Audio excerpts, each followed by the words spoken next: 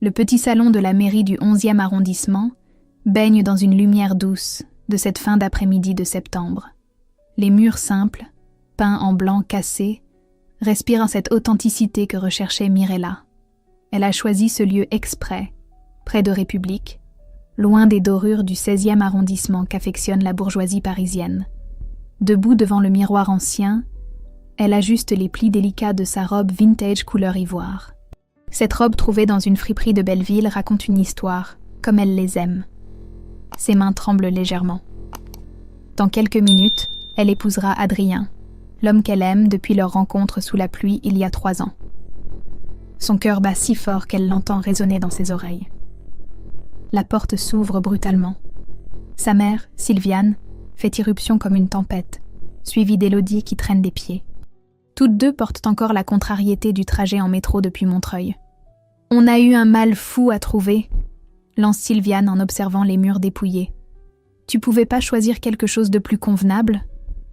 Mirella inspire profondément. Elle reconnaît ce ton. Sa mère cherche la dispute. « Bonjour maman. »« Bonjour Élodie. » Sylviane s'approche et découvre l'alliance simple en or blanc posée sur le coussin de velours rouge. Son visage se durcit instantanément. « C'est ça ta bague ? Elle me plaît simple et vraie. »« Simple ?» La voix monte dangereusement. « T'es complètement folle. Tu crois qu'en épousant un mec riche, tu vas faire quoi ? Nous humilier ?» Élodie examine son reflet dans le petit miroir mural. « Maman a raison. C'est ta sœur qui devrait se marier. Elle au moins, elle a de l'allure. » Ces mots transpercent le cœur de Mirella comme une lame familière. Depuis l'enfance, sa mère lui préfère ouvertement Élodie. Plus jolie selon elle, plus tout ce qu'une fille devrait être. Sylviane s'empare brusquement de l'alliance. Cette mascarade a assez duré. D'un geste rageur, elle jette la bague dans la petite corbeille près de la fenêtre. Le tintement métallique résonne comme une gifle. Mirella sent les larmes monter mais refuse de craquer. Pas aujourd'hui. Pas le jour le plus important de sa vie. « Maman », sa voix reste calme malgré la douleur qui lui transperce la poitrine. « Tu sais même pas qui est mon mari. Aussi, un profiteur qui va te laisser tomber dès qu'il se sera amusé. » À cet instant précis, la porte s'ouvre avec douceur. Adrien entre, élégant dans son costume marine, accompagné d'un homme distingué aux tempes grises, d'une femme blonde impeccable et d'une dame âgée aux cheveux argentés, appuyée sur une canne à pommeau d'argent. Le silence tombe comme une chape de plomb. Sylviane tourne la tête vers les nouveaux arrivants. Son regard balaye les visages, puis se pose sur la femme âgée. Ses yeux s'écarquillent. Son visage devient livide. « Madeleine Beaumont », murmure-t-elle d'une voix étranglée. Elle reconnaît cette légende vivante du monde des affaires dont le portrait s'étale dans les journaux économiques. Madeleine Beaumont observe la scène avec curiosité, ses yeux perçants balayant l'assemblée. Elle avance lentement, chaque pas mesuré, puis se penche pour récupérer délicatement l'alliance dans la corbeille. Cette petite bague mérite mieux qu'une corbeille, ne trouvez-vous pas ? Sa voix porte cette autorité naturelle forgée par des décennies à diriger l'une des plus importantes entreprises de France. Elle redresse sa silhouette encore impressionnante et fixe intensément Sylviane. Ses traits se contractent légèrement, signe d'une mémoire qui travaille. Vous me rappelez quelqu'un. Vous êtes bien Sylviane Moreau ? Le nom tombe dans la pièce, comme une pierre dans un étang. Sylviane hoche faiblement la tête, incapable d'articuler un son. J'ai une excellente mémoire pour les visages. Vous avez travaillé dans nos bureaux de comptabilité rue de Rivoli de 1995 à 1998. Un silence de plomb s'abat sur l'assemblée. Même Élodie cesse ses ajustements pour fixer sa mère avec stupéfaction. Mirella sent le sol se dérober sous ses pieds. Sa mère a côtoyé l'univers des Beaumont. Comment a-t-elle pu garder ce secret ? Adrien glisse sa main rassurante dans celle de sa fiancée. « Voilà qui explique bien des choses », murmure-t-il. Madeleine tend l'alliance récupérée à Mirella. « Cette histoire mérite d'être éclaircie avant votre union, ne pensez-vous pas ? Mais quel secret cette révélation va-t-elle dévoiler ? » L'atmosphère dans le petit salon devient électrique. Madeleine Beaumont, avec cette élégance naturelle qui la caractérise, invite d'un geste gracieux tout le monde à s'asseoir sur les chaises disposées en demi-cercle. Je pense que nous devons éclaircir cette situation avant de célébrer cette belle union. Sylviane prend place près de la fenêtre, comme pour garder une échappatoire. Ses mains tremblent visiblement en triturer le tissu de sa robe du dimanche. Mirella n'a jamais vu sa mère dans un tel état de vulnérabilité. « Madame Beaumont », balbutie Sylviane, « je ne pensais pas que vous vous souviendriez de moi après tant d'années. » Comment oublier une employée aussi consciencieuse? Vous étiez discrète, efficace, d'une honnêteté exemplaire. Voilà pourquoi votre départ soudain m'avait tant intriguée. Madeleine s'appuie délicatement sur sa canne, ses yeux perçants fixés sur le visage troublé de Sylviane. Voulez-vous nous expliquer ce qui s'est vraiment passé? Sylviane prend une inspiration tremblante. Sa voix devient plus assurée au fil des mots, comme si un poids énorme se libérait enfin de sa poitrine. J'avais 25 ans quand j'ai postulé chez vous. Je sortais d'un CAP comptabilité, obtenu en cours du soir, après des journées de ménage. Mes parents étaient ouvriers à Montreuil. Nous habitions une cité difficile. Elle marque une pause douloureuse. J'avais tellement honte de mes origines que j'ai menti sur tout. Mon adresse, le métier de mes parents, même mon nom de famille. Je me suis inventé une petite bourgeoisie respectable. Mirella découvre avec stupéfaction cette facette méconnue de sa mère. Cette femme résignée qu'elle connaît avait donc eu des ambitions, des rêves d'ascension sociale. Mais pourquoi un tel mensonge? Demande Claire Beaumont, intriguée. Parce qu'en 1995, quand on venait d'où je venais, on n'avait aucune chance d'être prise au sérieux dans une entreprise comme la vôtre. Les codes sociaux étaient impitoyables. Philippe Beaumont hoche la tête avec une compréhension inattendue. Cette époque était effectivement moins ouverte. Mais vous aviez les compétences. Oui, mais pas les codes. J'ai appris sur le tas, observé comment parlaient mes collègues, copié leurs manières. Pendant 3 ans, j'ai joué un rôle. Élodie, sidérée, murmure. « Maman, pourquoi tu nous as jamais raconté ça ?»« Parce que j'ai échoué, ma chérie. » Madeleine intervient avec douceur. « Mais dites-moi, Sylviane, pourquoi avoir quitté si brutalement? Vous étiez appréciée de tous. Nous envisagions même une promotion. » Le visage de Sylviane se contracte douloureusement. Elle jette un regard vers Élodie avant de poursuivre. « J'étais tombée enceinte. Le père était un collègue marié qui m'a abandonnée en apprenant la nouvelle. J'avais une peur panique que mes mensonges soient découverts pendant le congé maternité. « Tu ne nous avais jamais dit ça !» s'exclame Mirella. Je me suis enfuie comme une voleuse. J'ai repris des ménages de nuit pour élever mes filles seules. Et j'ai passé 27 ans à me dire que j'avais raté ma seule chance de m'en sortir vraiment. Madeleine pose sa main ridée mais ferme sur celle de Sylviane.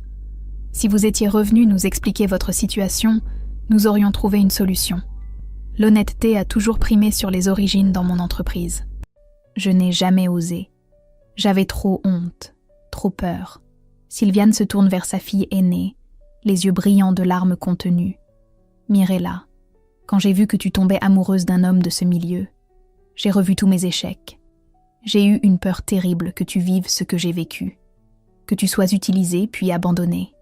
Adrien, ému par cette révélation, prend la parole avec douceur. Madame Moreau, votre fille est la personne la plus intègre que je connaisse. Elle m'aime pour ce que je suis, pas pour ce que je possède. Nous nous sommes rencontrés par hasard sous la pluie. Elle ignorait tout de ma situation familiale. Mirella sent son cœur se serrer de compassion pour cette femme qu'elle a souvent jugée durement. « Maman, tu ne m'as jamais fait confiance pour faire mes propres choix. Je sais, ma chérie. J'ai projeté mes blessures sur toi. C'était injuste et destructeur. » Madeleine sourit avec bienveillance.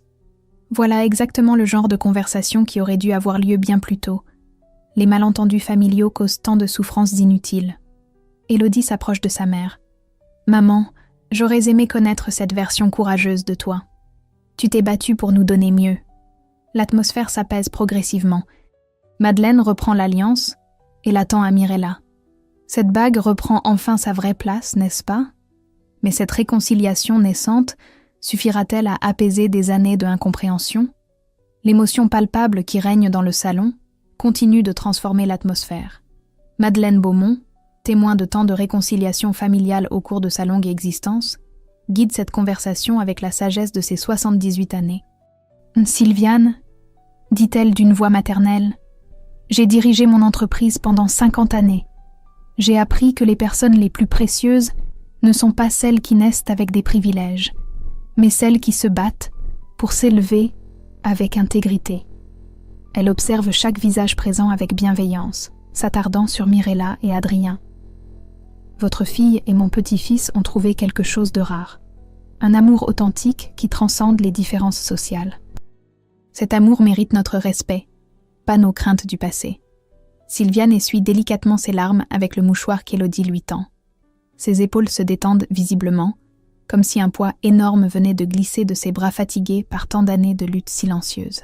« Mirella, reprend-elle d'une voix tremblante mais sincère, j'ai passé 27 années à te protéger de la mauvaise façon. Je t'ai transmis mes peurs au lieu de mes rêves d'évasion. » Elle se lève lentement, s'approche de sa fille aînée, les yeux brillants d'un amour maternel enfin libéré de ses chaînes douloureuses. « Pardonne-moi, ma chérie. Tu mérites d'être heureuse sans porter le fardeau de mes échecs personnels. Tu as toujours été plus courageuse que moi, plus déterminée. » Mirella sent son cœur se gonfler d'une émotion pure et longtemps attendue. Elle se lève à son tour et enlace sa mère dans un geste spontané qu'elle n'avait pas fait depuis son adolescence troublée. « Maman, je comprends maintenant. Tu voulais me protéger à ta manière, même maladroitement. Une manière terrible et destructrice qui t'a fait souffrir. Mais une manière qui venait de l'amour, même mal exprimée. C'est ça qui compte vraiment. » Élodie, profondément touchée par cette réconciliation qu'elle n'espérait plus voir de son vivant, s'approche timidement du petit groupe familial. Pour la première fois depuis des années, ses traits perdent cette dureté artificielle qu'elle s'impose habituellement. Moi aussi, j'ai des choses importantes à dire. Sa voix porte une vulnérabilité nouvelle qui surprend agréablement tout le monde. Mirella, j'ai toujours été secrètement jalouse de toi. Pas de ta beauté ou de ton charme, mais de ta force intérieure inébranlable. Tu as toujours su qui tu étais vraiment. Moi, je me suis perdue dans des rêves impossibles de célébrité. Elle baisse les yeux, honteuse de ses comportements passés si égoïstes. Quand j'ai vu comment ton fiancé te regardait aujourd'hui, avec cette tendresse respectueuse, j'ai enfin compris ce qu'était le vrai amour. Je n'avais jamais vu ça auparavant.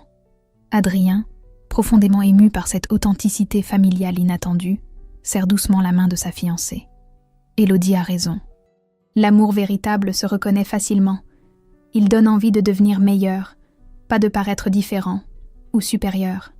Claire Beaumont, qui observait cette scène familiale avec une attention grandissante, s'approche à son tour du petit groupe. Son habituelle froideur aristocratique semble avoir fondu devant tant de sincérité humaine. « Sylviane, dit-elle en tendant une main élégante, nous avons tous nos blessures secrètes et nos regrets du passé. Ce qui compte vraiment, c'est notre capacité à les dépasser pour construire quelque chose de beau ensemble. » Philippe hoche approbativement la tête. Cette famille possède des valeurs authentiques remarquables. C'est exactement ce que nous espérions pour notre fils, une compagne qui l'aime sincèrement. Madeleine, visiblement satisfaite de cette évolution positive, reprend l'alliance dans ses mains délicates et l'attend solennellement à Mirella. Je crois que cette petite bague peut reprendre sa vraie place maintenant, sans crainte ni arrière-pensée. Mirella la glisse à son annulaire avec une émotion débordante. L'or blanc brille doucement dans la lumière de fin d'après-midi qui filtre tendrement par la fenêtre. « Elle n'a jamais été aussi belle », murmure Adrien en embrassant respectueusement sa main. Sylviane regarde sa fille avec des yeux complètement nouveaux, emplis d'une fierté maternelle enfin libérée de ses complexes. « Tu rayonnes, ma chérie. Tu rayonnes de bonheur véritable. » L'officier d'état civil, qui attendait discrètement dans le couloir par délicatesse, passe la tête par la porte entrebâillée. « Excusez-moi, nous pouvons commencer la cérémonie maintenant ?» Madeleine sourit avec une malice bienveillante. « Oh oui, nous sommes enfin prêts pour un vrai mariage. Un mariage entre deux familles qui se comprennent et se respectent. » La petite procession se dirige vers la salle de cérémonie, dans une harmonie retrouvée. Les cœurs sont apaisés, les secrets révélés, les blessures familiales en voie de guérison profonde. Madeleine ouvre la marche, appuyée sur sa canne, suivie des deux familles désormais réconciliées. La salle de cérémonie baigne dans une lumière dorée de fin d'après-midi.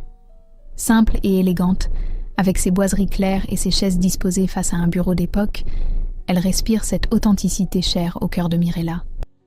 Quelques bouquets de fleurs blanches, choisis par Adrien, apportent une note de tendresse à l'ensemble.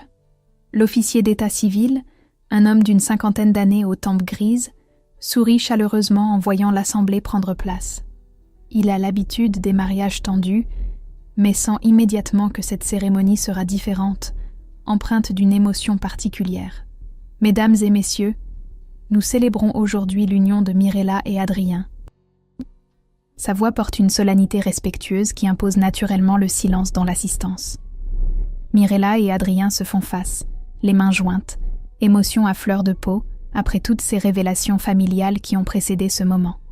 Leurs regards se plongent l'un dans l'autre, avec une intensité nouvelle, enrichie par cette épreuve qu'ils viennent de traverser ensemble. Adrien, voulez-vous prendre Mirella pour épouse ? Oui, de tout mon cœur. Sa voix tremble légèrement d'émotion contenue. Mirella, voulez-vous prendre Adrien pour époux ? Oui, pour toujours. L'officier sourit, touché par cette simplicité authentique. Souhaitez-vous échanger des vœux personnels ? Adrien prend une inspiration profonde, cherche ses mots avec soin. Mirella, quand je t'ai rencontrée sous cette pluie parisienne, j'ai découvert quelque chose que je ne connaissais pas, l'amour véritable. Tu m'as appris que l'amour authentique ne se calcule pas, ne se négocie pas, se vit simplement. Ses mains se resserrent autour de celles de sa fiancée. Tu m'as montré ma vraie valeur, au-delà de mon nom ou de ma fortune. Avec toi, je suis juste moi, et c'est le plus beau cadeau que tu puisses m'offrir. Mirella sent les larmes monter, mais ce sont des larmes de bonheur pur. Adrien, tu es arrivé dans ma vie comme un miracle inattendu. Tu m'as appris que je valais plus que les jugements des autres, que mes rêves avaient le droit d'exister. Sa voix se fait plus ferme, habitée d'une nouvelle confiance. Tu m'as donné le courage d'être moi-même sans honte. Ensemble, nous construirons quelque chose de beau et d'authentique, loin des apparences et des conventions. L'assemblée écoute dans un silence ému. Même Sylviane pleure doucement, mais ce sont des larmes de joie et de fierté maternelle retrouvées. L'échange des alliances se fait dans une simplicité touchante. L'or blanc glisse délicatement aux annulaires, scellant cette union longtemps contrariée. Par les pouvoirs qui me sont conférés, je vous déclare unis par les liens du mariage. L'officier, visiblement ému par cette authenticité, ajoute avec un sourire sincère « Vous pouvez embrasser la mariée ». Leur baiser est tendre et respectueux, chargé de toutes les promesses d'avenir qu'ils portent ensemble. Quand ils se séparent, l'assemblée entière applaudit spontanément.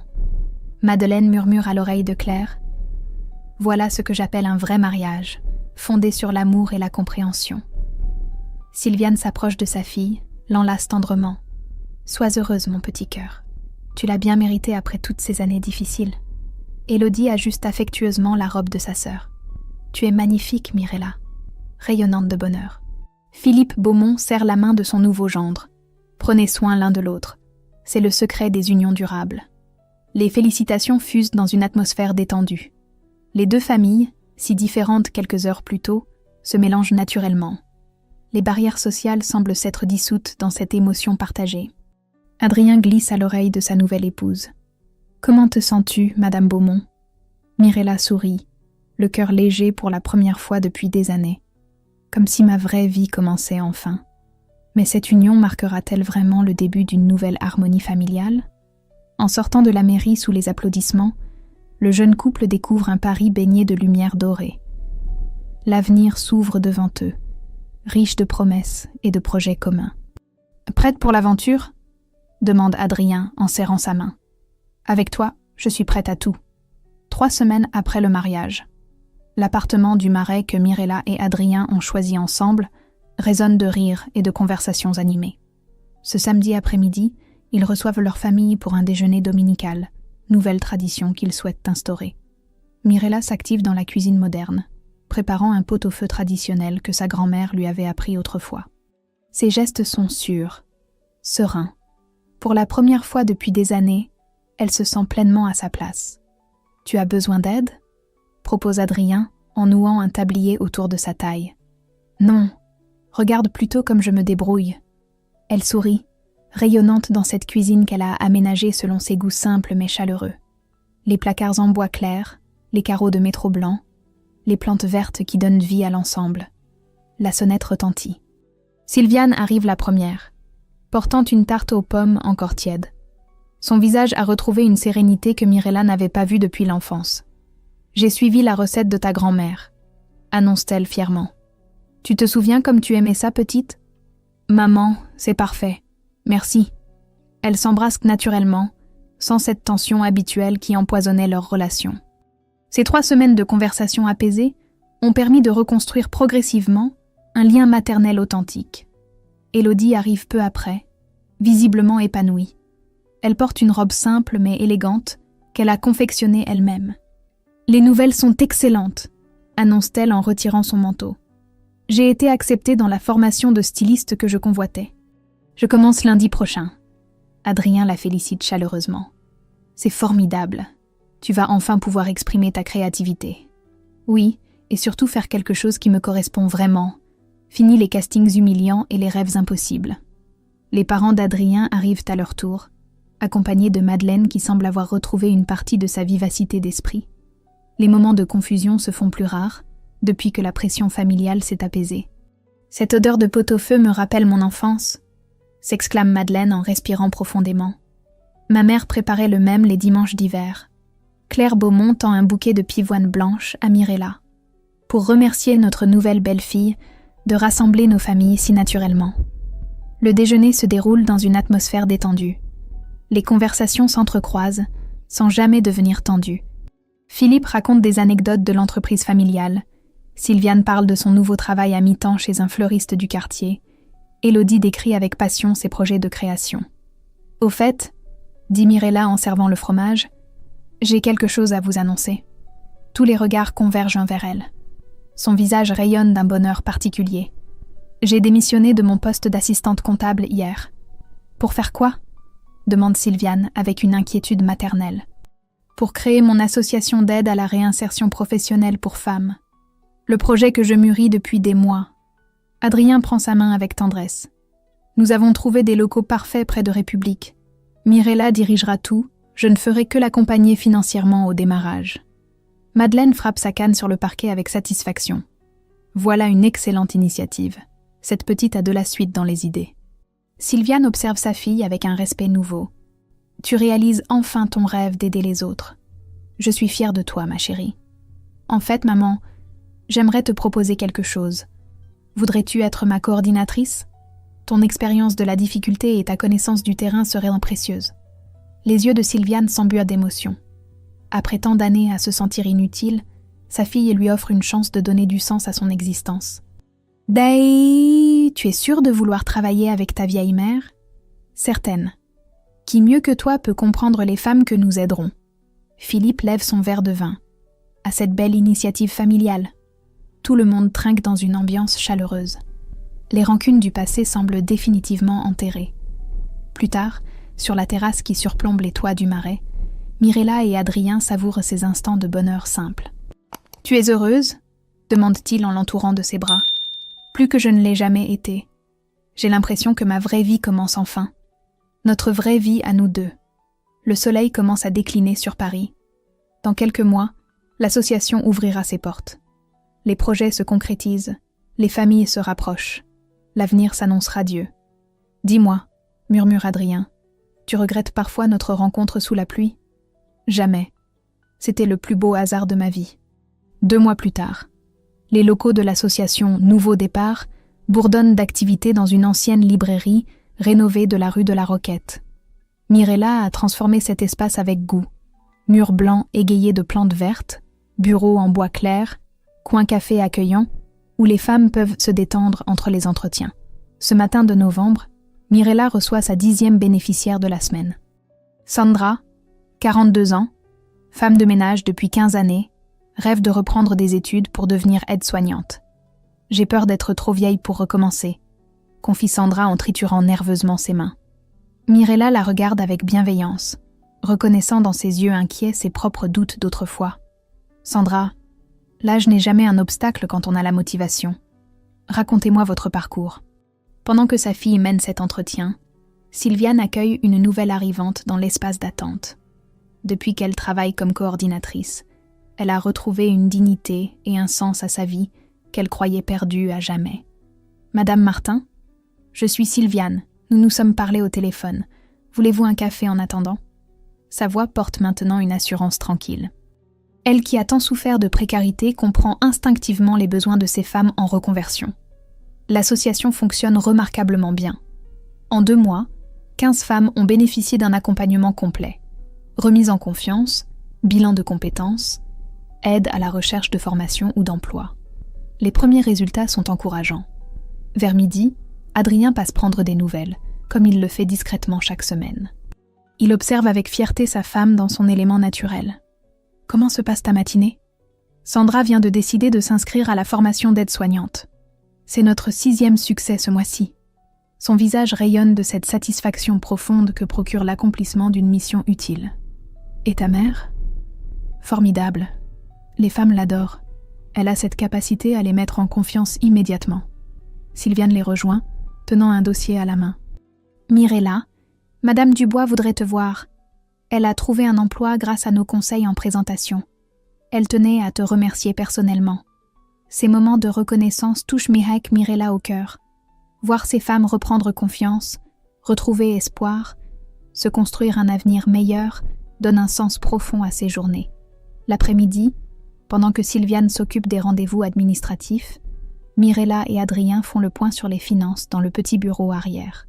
« Nous tenons nos objectifs », analyse-t-il en étudiant les comptes. « À ce rythme, l'association sera autonome dans 1 an.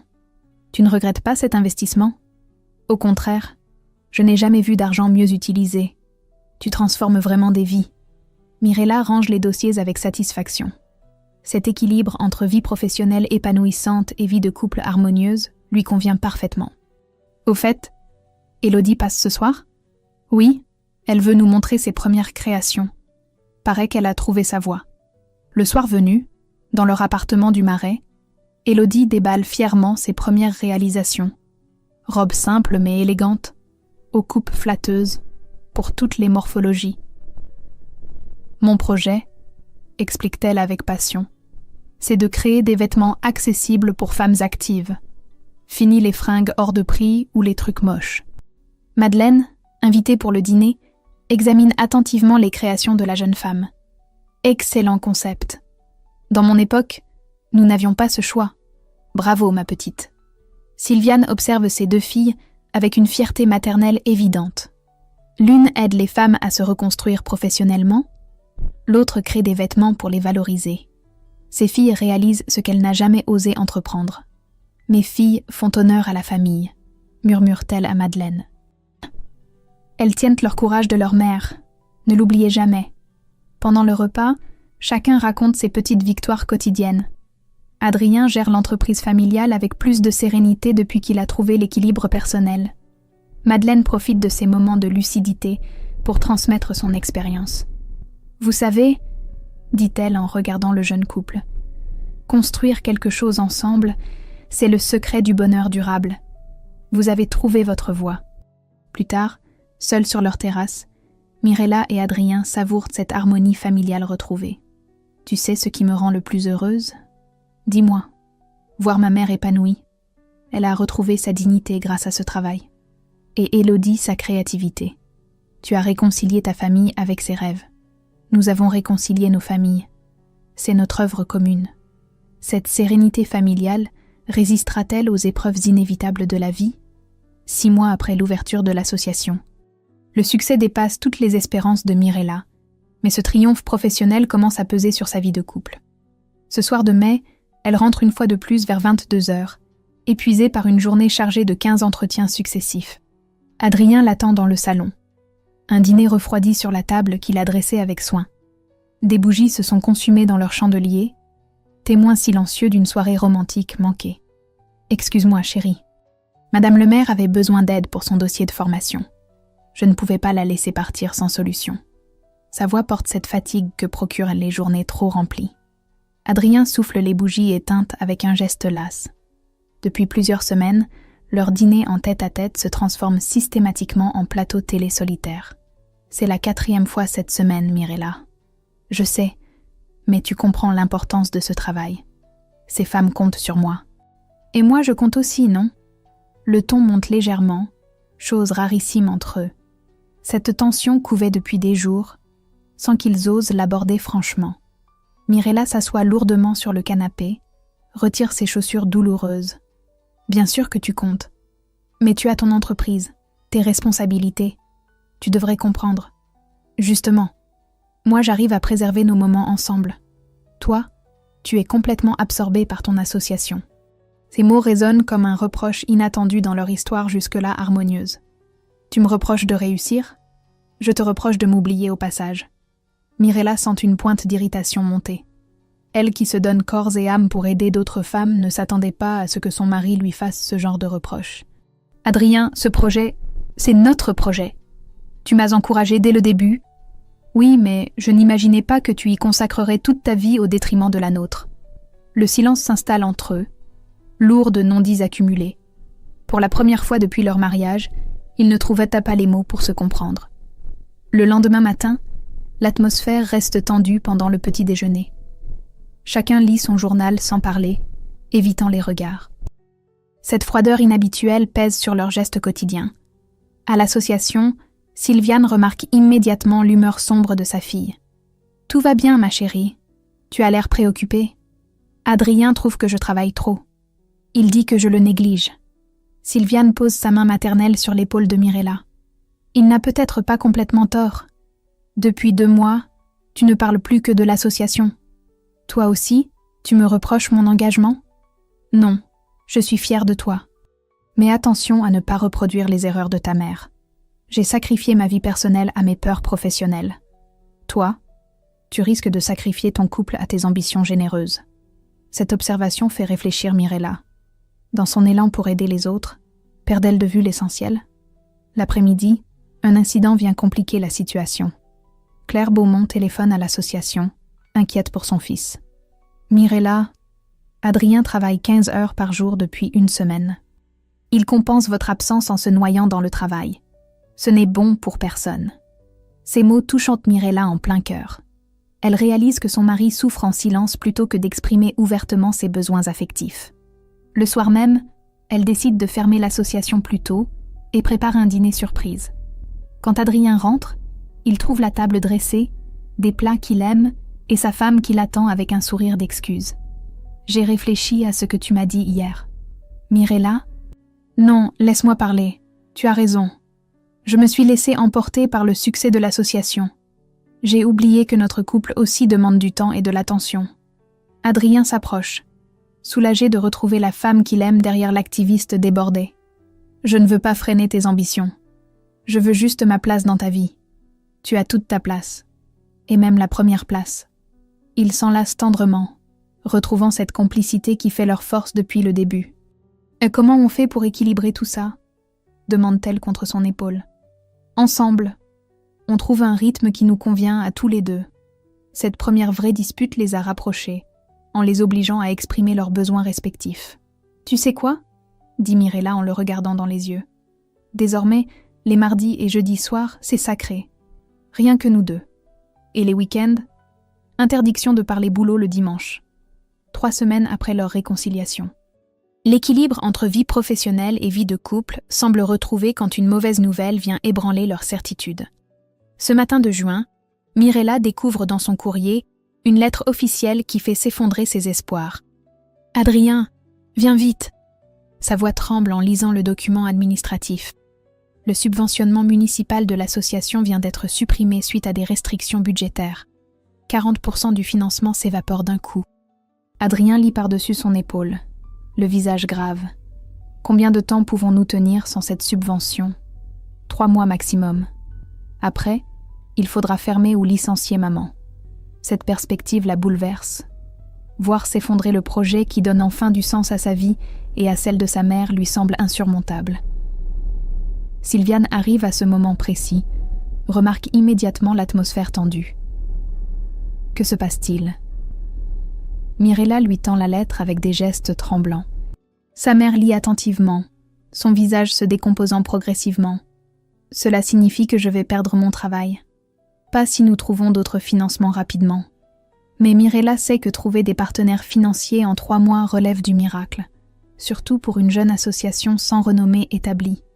L'après-midi, dans les locaux de l'association, l'ambiance est morose. Les femmes accueillies sentent l'inquiétude de l'équipe. Sandra, devenue aide-soignante grâce à leur accompagnement, passe prendre des nouvelles. « Madame Mirella, vous avez l'air soucieuse. Des problèmes ?» Mirella hésite à confier ses difficultés aux bénéficiaires, ne voulant pas les inquiéter inutilement. Quelques soucis administratifs, rien d'insurmontable. Mais Sandra insiste avec cette intuition que donne l'expérience de la précarité. Si vous avez des difficultés, dites-le nous. Nous qui avons été aidés, nous voulons vous aider aussi. Cette solidarité inattendue touche profondément Mirella. Elle réalise que son association a créé un véritable réseau d'entraide féminine. Le soir, Adrien trouve sa femme effondrée sur leur terrasse, le regard perdu sur les toits de Paris. « Tu sais, » dit-il en s'asseyant près d'elle, « nous pourrions compenser cette subvention temporairement, le temps que tu trouves d'autres partenaires. » « Non, Adrien, je refuse que tu finances entièrement mon projet. Ce ne serait plus mon association, mais ta fondation charitable. Alors cherchons ensemble d'autres solutions. » Cette nuit-là, ils réfléchissent longuement aux alternatives possibles. Entreprises partenaires, fondations privées, financement participatif, tout est envisagé. Le lendemain matin, Élodie débarque avec une proposition inattendue. « Et si j'organisais un défilé de mode au profit de l'association ? Mes créations pour femmes actives, avec comme mannequins les anciennes bénéficiaires qui ont retrouvé du travail. » L'idée séduit immédiatement Mirella. Montrer concrètement les résultats de l'association tout en levant des fonds. « Tu es sûre de vouloir te lancer dans une telle organisation ? » « Certaine. C'est l'occasion de faire connaître mes créations tout en vous aidant. » Madeleine, consultée par téléphone, approuve chaleureusement le projet. « Excellente initiative. Je connais des femmes d'affaires qui seraient ravies de soutenir une cause si noble. » L'organisation du défilé mobilise toute la famille. Adrien met ses relations professionnelles au service du projet. Philippe propose les salons de réception de l'entreprise familiale. Claire utilise son carnet d'adresses mondain pour vendre des places. Sylviane coordonne la participation des anciennes bénéficiaires, toutes enthousiastes à l'idée de témoigner publiquement de leur renaissance professionnelle. « Ma fille, » dit-elle à Mirella en préparant les invitations, « je n'aurais jamais imaginé participer à un tel événement. Tu nous fais grandir toutes. » 3 semaines de préparation intensive. Le jour J arrive enfin. Les salons Beaumont accueillent 200 invités triés sur le volet. Femmes d'affaires, journalistes spécialisés, responsables d'associations, toutes venues soutenir Nouveau Départ. Élodie présente ses créations portées fièrement par 15 femmes que l'association a aidées. Sandra ouvre le défilé dans un tailleur élégant qu'elle porte pour son travail d'aide-soignante. Chaque mannequin raconte brièvement son parcours. L'émotion est palpable dans l'assistance. Ces témoignages authentiques touchent plus que tous les discours officiels. Mirella conclut la soirée par un bref discours. Ces femmes prouvent qu'avec de l'accompagnement et de la confiance, chacune peut se reconstruire professionnellement. Votre soutien leur permet de continuer à rêver. Les promesses de dons affluent. En une soirée, l'association récolte de quoi fonctionner 1 an sans subvention municipale. Plus tard, seuls dans leur appartement, Mirella et Adrien savourent ce succès inespéré. « Tu vois ?» dit-il en l'enlaçant. « Ensemble, nous pouvons surmonter n'importe quelle difficulté. » Oui, mais surtout, nous avons découvert que nous ne sommes pas seuls. Nos familles, les femmes aidées, tout un réseau nous soutient. 1 an plus tard, un dimanche matin de printemps baigne Paris d'une lumière dorée particulièrement douce. Dans l'appartement du Marais, Mirella prépare le petit déjeuner en chantonnant, le cœur léger. Sur la table de la cuisine s'étalent plusieurs lettres de remerciements qu'elle lit chaque matin avec émotion. « Madame Beaumont, grâce à votre association, j'ai retrouvé confiance en moi et décroché un CDI d'auxiliaire de vie. Vous avez changé ma vie. Merci du fond du cœur. » Signe Martine, 45 ans. Adrien la rejoint, encore en pyjama, et l'enlace tendrement par la taille. Notre success story du jour ? Martine vient de décrocher son premier CDI depuis 10 ans. C'est notre 75e placement cette année. Elle se blottit contre lui, savourant ces instants de bonheur simple qui ponctuent désormais leur quotidien harmonieux. « Tu sais ce qui me rend le plus heureuse ? Dis-moi. C'est que nous avons réussi à concilier nos ambitions et notre amour. J'ai enfin trouvé l'équilibre parfait. L'association Nouveau Départ emploie maintenant 5 personnes à temps plein. Sylviane dirige l'antenne de Montreuil avec une fierté évidente. Son expérience personnelle de la précarité fait d'elle une coordinatrice exceptionnelle, capable d'établir instantanément la confiance avec les bénéficiaires. La sonnette retentit. Élodie arrive rayonnante, portant une housse à vêtements mystérieuse. Surprise, ma première commande officielle. Elle dévoile une robe de mariée simple mais somptueuse qu'elle a créée pour une ancienne bénéficiaire de l'association. Sophie se marie le mois prochain. Elle voulait absolument une robe créée par la sœur de Madame Mirella. Ma réputation me précède. Son atelier de stylisme monte en puissance. Spécialisée dans les vêtements pour femmes actives, elle habille maintenant plusieurs entreprises parisiennes. Son concept de mode accessible et élégante séduit une clientèle grandissante. Au fait, annonce-t-elle en s'installant pour le petit déjeuner, j'ai une grande nouvelle. Mirella et Adrien échangent un regard complice.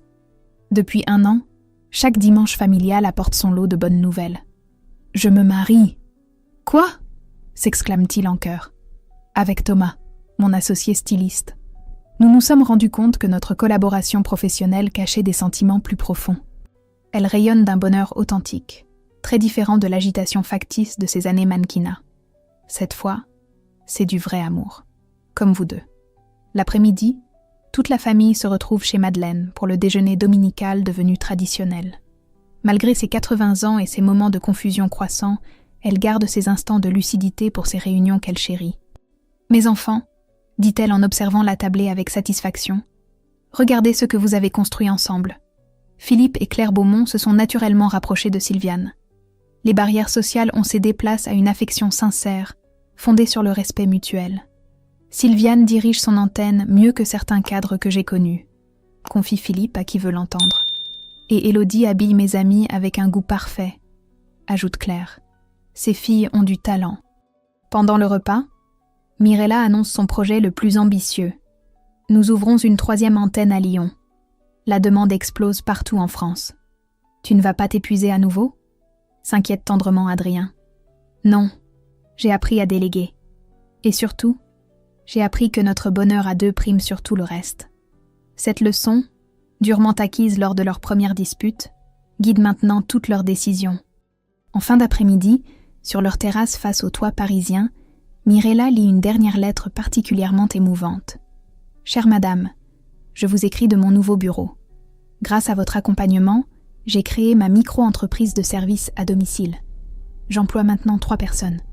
Vous ne m'avez pas seulement aidé à retrouver du travail, vous m'avez appris à croire en mes rêves. » Adrien observe sa femme, ému par cette plénitude qui émane d'elle. « Tu rayonnes quand tu lis ces lettres. J'ai trouvé ma voie, Adrien. Aider ces femmes à se reconstruire me construit moi aussi. Et notre amour me donne la force de tout accomplir. Notre amour et notre famille retrouvée. Le soleil décline doucement sur Paris. Dans quelques mois, Élodie se mariera. L'association continuera de grandir. Madeleine transmettra ses dernières leçons de vie. Sylviane dirigera son antenne avec cette fierté enfin méritée. « Dis-moi, » murmure Mirella, en se blottissant contre son mari, « tu regrettes parfois notre rencontre sous cette pluie ? Jamais. C'était le plus beau hasard de ma vie. Le hasard qui nous a menés jusqu'ici. » Ils contemplent leur Paris, leur ville qui les a vus naître à l'amour vrai, se réconcilier avec leur famille, construire leurs rêves les plus fous. L'avenir s'étend devant eux, lumineux de promesses accomplies et de nouveaux projets à bâtir ensemble. Here, you want some bread? Yeah, dude.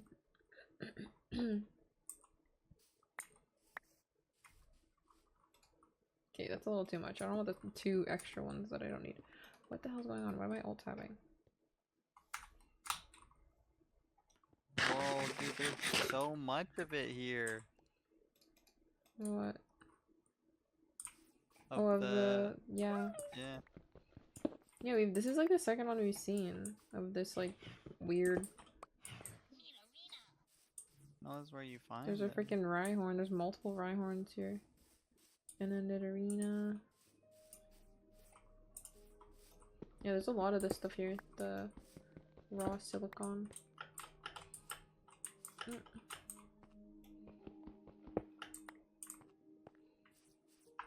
I think this is the stuff that makes platinum, right? I don't know. It does look like it. It looks exactly like it. There's so much Thunderstone in these as well. Mm-hmm. Nice.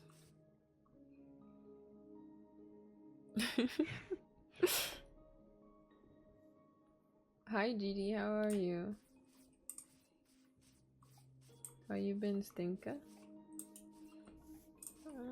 I think I got them all. There's a few more. They're like hidden inside, but how many did you get? I got a lot. I have 18. I got 27 right now. Nice. You getting that one?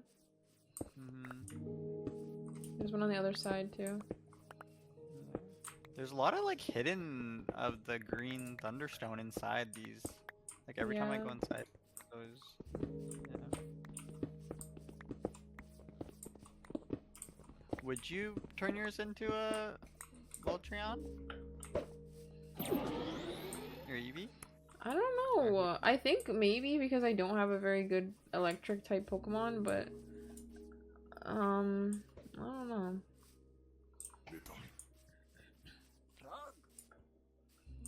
Maybe.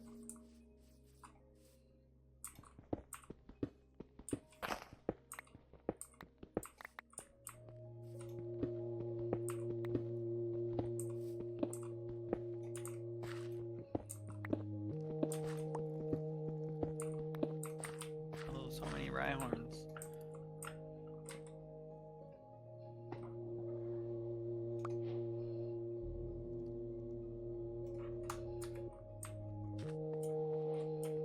What's down there?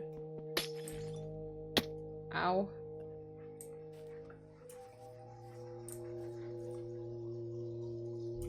What is it? Nothing. Just some vines and some seaweed and shit. Some sea pickles. I'll take the lily pad. The lily pad's kind of cute. Oh, I need arena. I kind of want to get one and evolve.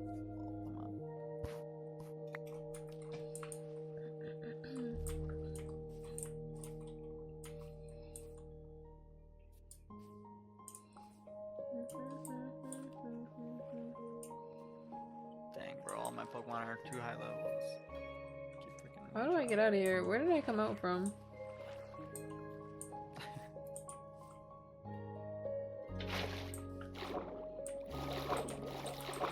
Ah. Bro. Why can't I go up? What's going on? Was it this one? It's that one.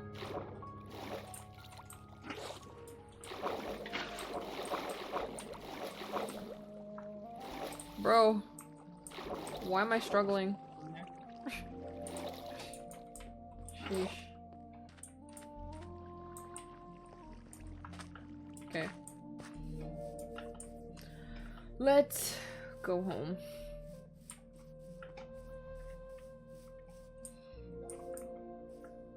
Been busy with work, but survive. I'm glad you think so, bro.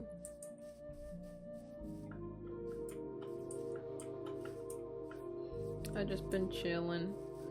Chilling on the Pixelmon, man. My new favorite game.